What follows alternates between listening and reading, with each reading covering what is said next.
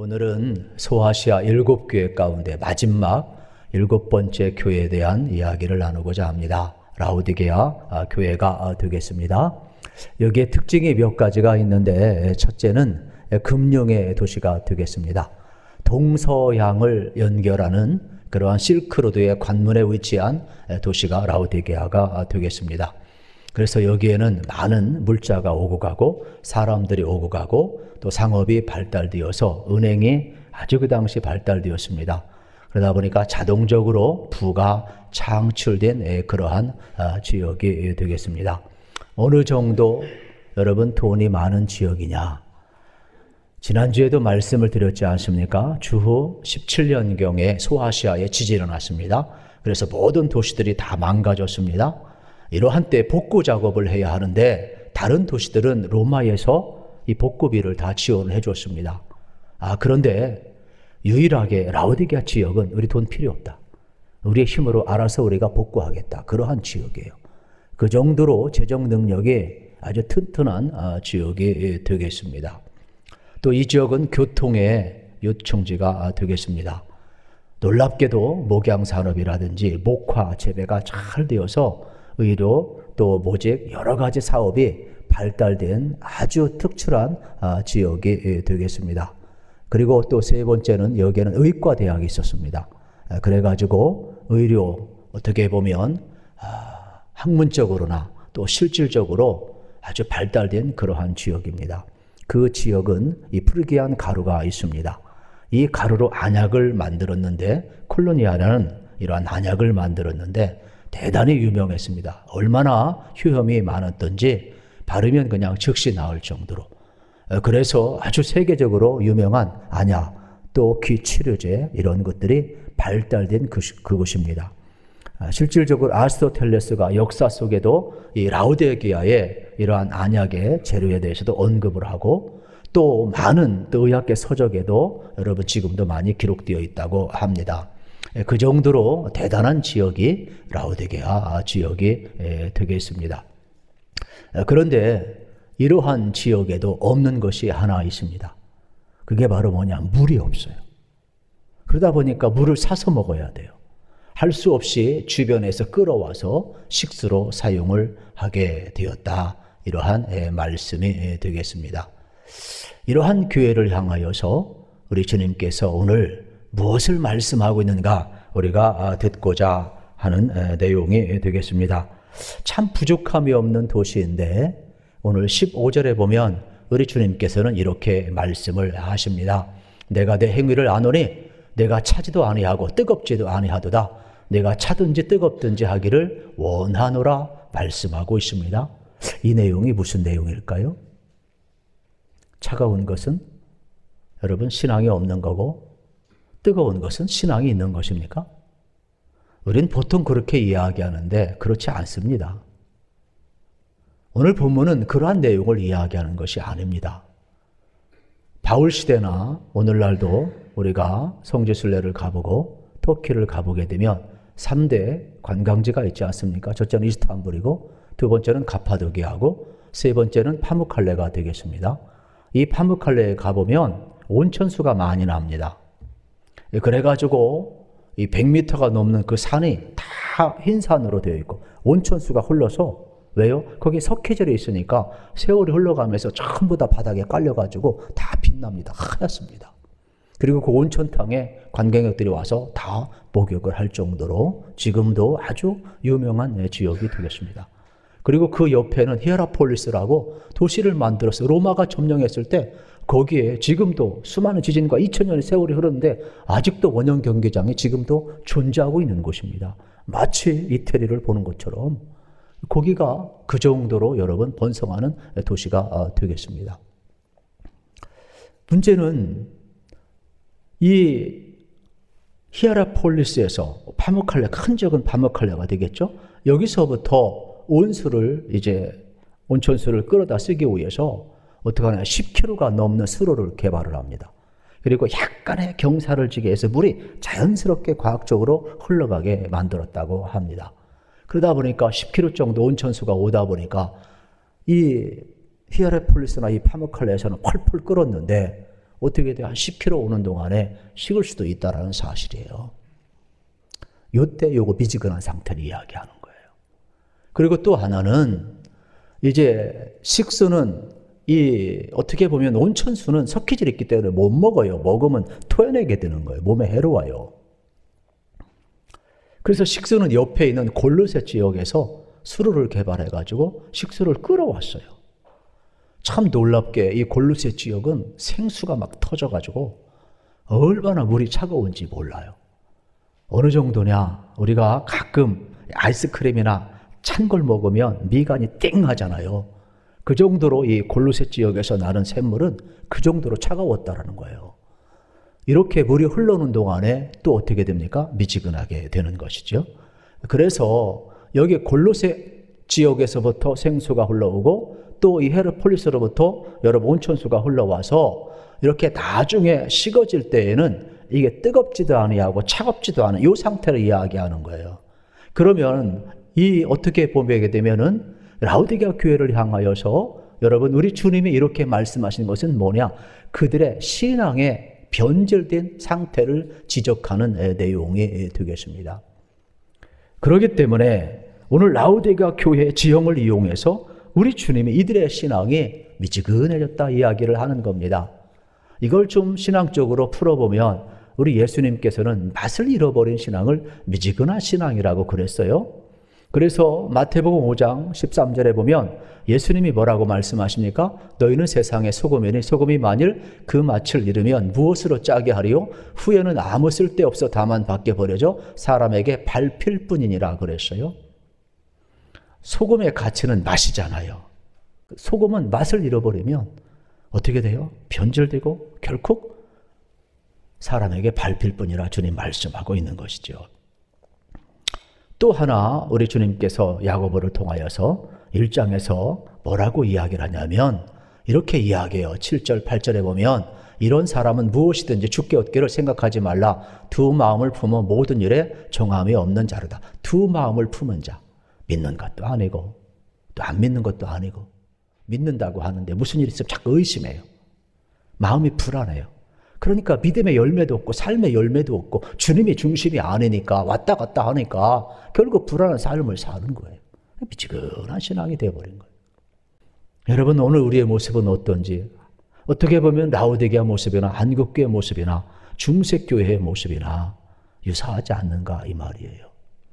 그래서 우리 주님께서 명확하게 진단을 이야기를 하고 있어요. 16절 17절에 보게 되면은 참 안타까운 우리 주님의 진단이 나와요. 내가 이같이 미지근하여 뜨겁지도 아니하고 차지도 아니하니 내 입에서 너를 토하여 버리리라.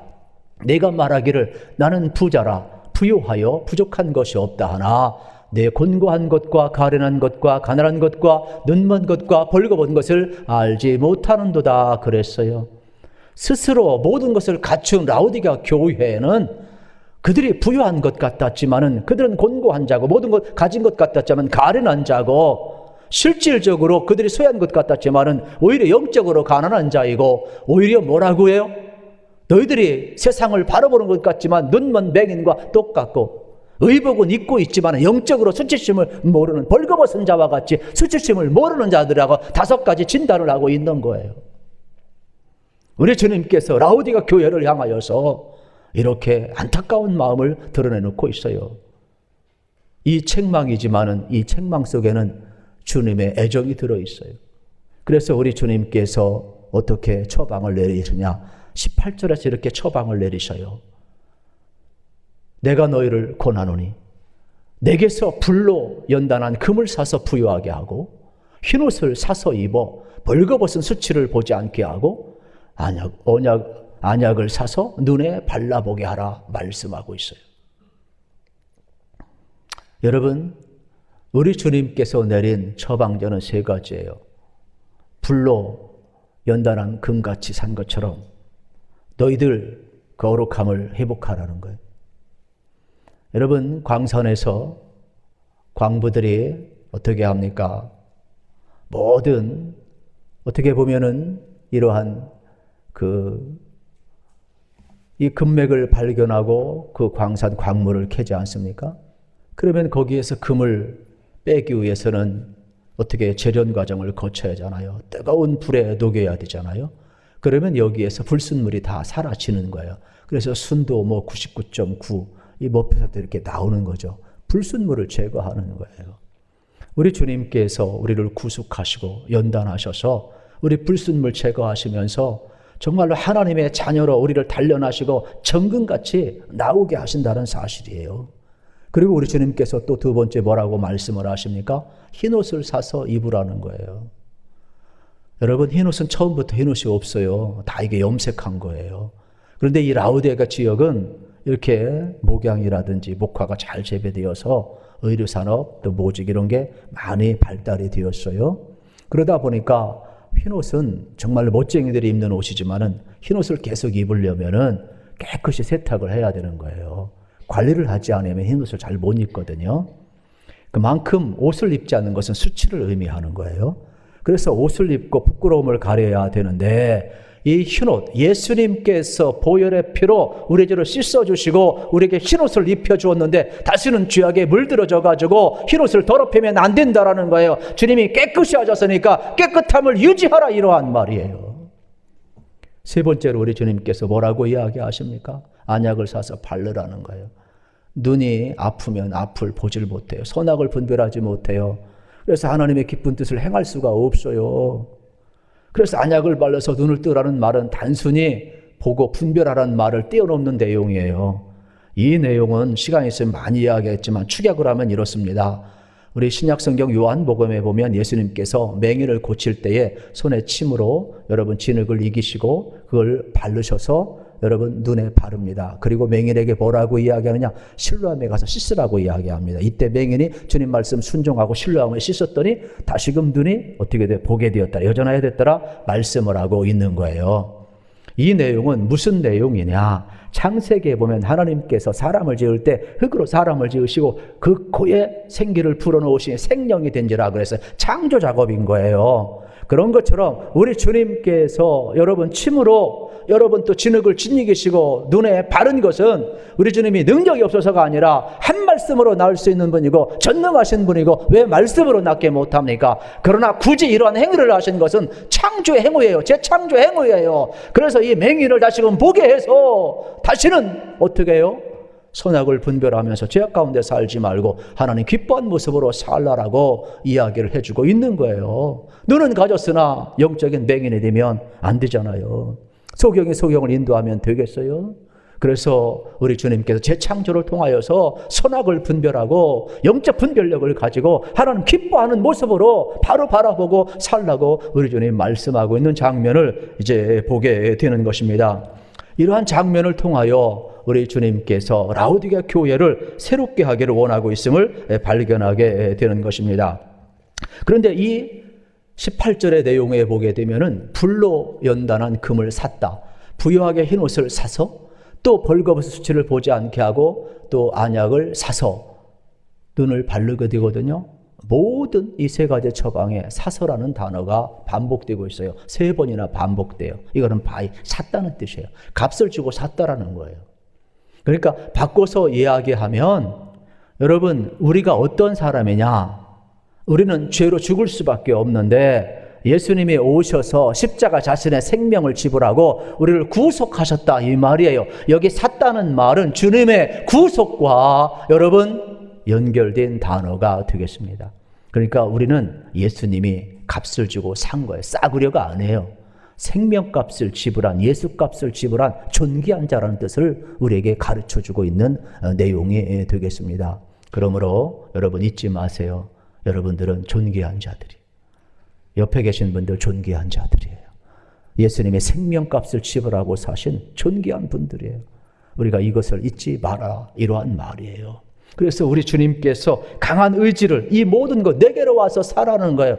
마치 이사야서 55장 1절에 있는 말씀처럼 너희 목마른 자들아 물로 나오라. 돈 없는 자도 오라. 너희는 와서 사 먹되 돈 없이 값 없이 와서 포도주와 젖을 사라 말씀하고 있어요. 누구든지 주님께 오면 주님께 구하면 주님이 주시겠다라는 거예요.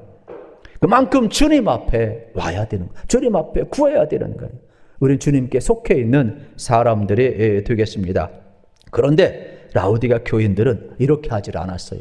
주님께 구하지도 않고 주님 앞에 나가지도 않고 어떻게 보면 양다리를 거치고 살다 보니까 우리 주님이 너무 마음이 아프셔서 그들을 향해서 사랑의 배를 들어요.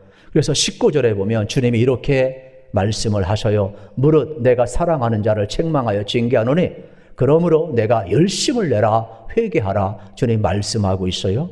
라오디아 교회가 책망도 많이 받았지만 사랑도 또 가장 많이 받은 교회가 되겠어요. 이걸 바꿔서 이야기하면 책망과 징계는요, 사랑이 없이는 못하는 거예요. 여러분, 책망도 없고 징계도 없으면 그거 사생자죠. 사생하죠. 관계 없는데 왜 책망합니까? 우리 인생길 걸어가면서 여러분 잊지 말아야 될 것이 무엇이냐면 우리 주님께서 지금 책망하고 있다, 징계하고 있다. 이거는 대단한 사건이 되겠습니다. 그래서 여기 징계의 원어를 보면 이러한 뜻이 있어요. 특별히 뭐냐? 내가 불로 연단하여 금을 사서 또 흰옷을 입혀서 너를 정결케 한 것처럼 안약을 발라서 너를 보게 한 것처럼 내가 너를 이제는 구속했고 값을 지불했기 때문에 하나님 자녀로 삼았기 때문에 아들을 만들어 가겠다라는 거예요. 하나님의 자녀를 만들어 가겠다라는 거예요. 거룩하게 만들어 가겠다는 거예요. 순결하게 만들어 가겠다라는 거예요. 세상의 선악을 분별할 수 있도록 하나님의 자녀로 살아갈 수 있도록 만들어 가겠다는 주님의 의지가 이 책망, 징계라는 단어 속에 숨어 있다는 것을 우리는 알아야 돼요. 그래서 사랑하는 자에게 주시는 책망이요, 징계인 겁니다.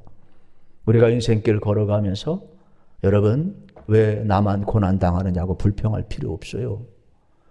여러분, 주님과 관계없다면 고난도 없고 책망도 없고 징계도 없어요. 여러분, 이미 우리는 전적으로 타락한 존재들이에요. 그러나 불가항력적인 은혜로 우리가 이렇게 구원받고 하나님의 은혜로 이렇게 예배하며 하나님의 백성으로 살아갈 수 있는 이 은총을 우리가 받았다는 것은 엄청난 특권을 우리가 지금 누리고 있는 거예요. 여기에 하나님의 역사와 하나님의 의지, 하나님의 섭리가 지금 작동되고 있는데 이 은혜를 아는 자들 어떻게 해요? 이 길을 걸어가라는 거예요. 그래서 하나님이 간섭하실 때 이 간섭을 어렵게 생각하지 말라고 오늘 본문은 이야기하고 있는 장면을 바라보게 되는 겁니다. 우리 하나님이 분명히 이야기합니다. 우리를 불로 연단한 금같이 우리를 연단해서 또 깨끗게 하고 재창조해서 하나님이 쓰겠다는 이 말씀이에요. 그래서 우리 속에 이 하나님의 은혜가 임할 때 다시금 잃어버린 열정을 회복하라. 그래서 오늘 본문 말씀 속에 열심을 내라는 이 원어는 젤론이라는 단어를 쓰고 있는데 이게 뭐냐? 마음속에 좀 열정이 있어야 된다는 거예요. 하나님을 향한 뜨거운 마음, 헌신된 마음이 있어야 된다는 거예요. 여러분, 오늘 우리의 삶의 자리 속에 다시 한번 기억했으면 참 좋겠어요. 그냥 라오디게아 교회처럼 세상에 좀 풍요롭다고 세상 것 누리며 사는데 만족하지 마시고 여러분 마음속에 받은 은혜, 여러분 마음속에 있는 예수 그리스도를 향한 뜨거운 사랑, 하나님의 뜻대로 살고자 하는 거룩한 열망들, 또 소명을 따라서 하나님을 위해 헌신하고자 하는 뜨거운 열정들이 또 하나님의 기쁘신 뜻을 이루고자 하는 그 길을 걷고자 하는 뜨거운 열망들이 일어나야 된다라고 주님 말씀하고 있음을 우리에게 가르쳐주고 있는 겁니다. 이러한 관점에서 여러분 우리는 20절을 오늘 봐야 돼요. 우리 20절 같이 읽겠습니다. 볼지어다 내가 문 밖에 서서 두드리노니 누구든지 내 음성을 듣고 문을 열면 내가 그에게로 들어가 그와 더불어 먹고 그는 나와 더불어 먹으리라. 아멘. 이 내용은 그냥 불신자한테 전도하는 내용이 아니에요. 이미 14절에서 뭐라고 그랬어요? 라오디게아 교회 사자에게 편지하노니 아멘이요 충성되시고 창조의 근본이시니가. 여러분 우리 주님께서 말씀하셨다 그래서 라오디게아 교회에 말한 거예요. 믿는 자들에게 말한 거예요. 그러면 우리 주님께서 뭐라고 이야기합니까? 내가 문 밖에 서서 지금 우리의 마음을 두드린대요. 이거 잘못 오해하면 안 됩니다. 우리 마음을 여러분 내가 열어서 내가 주님 바시에서 구원받았다 그런 뜻이 아니에요. 우린 전적으로 타락했기 때문에 우리 하나님께서 다가오지 아니하면 하나님께서 전적으로 은혜를 베풀지 않으면 구원받을 사람 한 사람도 없어요. 그렇기 때문에 우리는 하나님의 은혜에 감격할 수밖에 없는 이유예요. 우리는 하나님의 은혜로 믿음을 선물로 받아 구원받은 것이지 내가 의로워서 내가 믿어서 구원받은 게 아니에요. 그러면 이 내용은 무슨 내용이냐? 이렇게 하나님의 불가항력적 은혜를 받은 사람, 회개하고 여러분 믿음으로 예수님을 영접한 사람, 이제 주님께서 이야기합니다. 내가 죄값을 지불하고 너를 구속했고 내가 너의 구주가 되는데 너는 지금 마음의 문을 닫아놓고 나를 밖에 세워놓고 있는데 내가 지금 높아심으로 내 마음을 두드린다. 그러므로 마음의 문 좀 열어라 이 말이에요. 우리가 구원받은 이후에는 주님이 강제로 다가오질 않아요. 인격적으로 우리를 대하시지. 함부로 대하지를 않아요. 파트너로 생각을 하시지. 왜요? 은혜 받은 자이고 구속받은 자이니까 우리 주님이 노크를 하는 거예요. 그런데 마음의 문을 열지 않고 주님을 밖에 세워두고 있어요. 그래서 주님이 안타까워서 마음의 문을 열면 내가 너와 더불어 같이 먹고 마시고 너는 나와 더불어 먹고 마시리라. 이 식탁 공동체에 우리 주님이 지금 초대를 하고 있는 거예요. 식탁 공동체는 대단히 중요한 거예요. 한 가족을 확인하는 거예요. 그래서 이 식탁 공동체에 여러분 지금 초대하고 있는 겁니다. 우리 주님의 식탁 공동체, 왕 되신 주님의 식탁에 초대받았다. 얼마나 영광스러운지 몰라요. 시편 23편에 보면은 여러분 5절에 보면 내 원소의 목전에서 상을 베푸시고 그랬어요. 여기 상은 여러분 잘해서 주는 칭찬이 아니라 밥상을 이야기해, 테이블을 이야기를 하는 거예요. 그만큼 이 식탁 공동체라는 것은 한 가족을 확인하는, 어떻게 보면 왕의 초대에 여러분 여기에 초대받는 영광스러움을 이야기하는 것처럼 하나님의 가족으로 받아들이는, 원수의 목전에서도 내게 상을 베푸신다면 어떻게 되겠어요? 여러분 한 가족으로 우리가 엮여지게 되는 놀라운 축복이 주어지는 사건임을 발견하게 되는 것입니다. 지금 라우디게아 교회는 왜 책망받았느냐? 간단합니다. 법적으로는 예수님이 신랑인데 신부된 그들인데 생활을 공유하지 않아요. 명목상 크리스찬인 거예요. 교회 안에서는 하나님의 자녀입니다. 은혜 받았습니다. 할렐루야 아멘 해놓고 밖에 나가서는 부러울 게 없어요. 돈도 많아요. 세상 좋아요. 세상 멋대로 사는 거예요. 세상 가치관대로 사는 거예요. 그러니까 어떤 일이 있어도 시시콜콜하게 와서 묻지도 않아요. 기도하지도 않아요. 예배하지도 않아요. 오늘날 여러분 우리의 삶의 현실이 점점 이러한 시대를 지금 가고 있어요. 여러분 우리 주님과 관계없는 삶을 산다면 여러분 이건 불행한 거예요. 우리가 법적으로만 그리스도인 되면 뭐합니까? 주님과 교제를 나누는 삶을 사셔야지. 여러분 마음의 문을 활짝 열고 주님을 모셔드리고 여러분 주님이 여러분 안에, 여러분이 주님 안에 거하셔서 주님과 관계된 삶을 살아가시기를 우리 주님의 이름으로 축복합니다. 그래서 우리는 이 요한계시록 2장 25절에 보면 주님 뭐라고 이야기합니까? 다만 너에게 있는 것을 내가 올 때까지 굳게 잡으라. 주님 다시 오신대요. 이 약속의 말씀을 굳게 잡으래요. 그리고 오늘 이기는 자에게는 여러분 21절에서 여러분 주님이 어떻게 하세요? 하나님 보좌에 우리를 함께 앉게 하겠다고 그랬어요. 그리고 22절에 귀 있는 자는 성령이 말씀하시는 것을 들을지어다 그랬어요. 오늘 성령이 말씀하신 이 음성, 하나님의 음성으로 들으셔서 여러분 주님 오시는 그날까지 이 말씀 붙들고 승리하시기를 축복합니다. 그리고 여러분의 마음속에 하나님을 향한 뜨거운 갈망과 하나님의 뜻을 이루고자 하는 뜨거운 열정이 회복되어서 여러분 다시 한번 하나님 앞에 온전히 붙들려 쓰임받는 역사가 일어나기를 우리 주님의 이름으로 축복합니다.